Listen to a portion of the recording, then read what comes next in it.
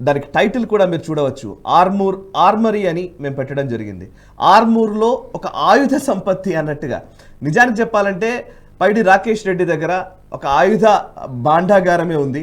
ఆయుధాలు అని అంటే నిజానికి డైరెక్ట్గా కనిపించే వెపన్స్ అవునో కాదో ఆయన అడిగి తెలుసుకుందాం. ఎందుకంటే అక్కడ వెపన్స్తో కూడా పని ఉందని చెప్పేసి చెప్తూ ఉన్న పరిస్థితి కనబడుతుంది, ఒక మాఫియా కనబడుతుందని. ఇక్కడ ఆర్మరీ చాలా అవసరమేమో. ఫస్ట్ ఆర్మరీ ఏంటి రాకేష్ రెడ్డి గారు?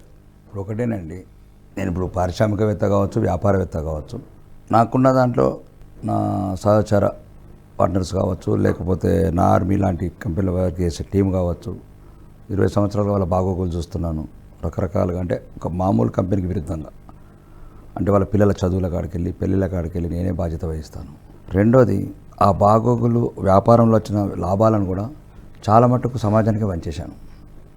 మొత్తం నా సొంతానికి స్వార్థానికి ఉపయోగించుకుంటా, నాకు సరిపోయేటంత ఉంచుకొని, నేను సౌకర్యవంతంగా బతకడానికి ఉన్నంత ఉంచుకొని, ఎక్కువ లాభాలు వచ్చినప్పుడల్లా నాకు సంబంధించిన చారిటీస్ వాళ్ళకి ఇచ్చాను.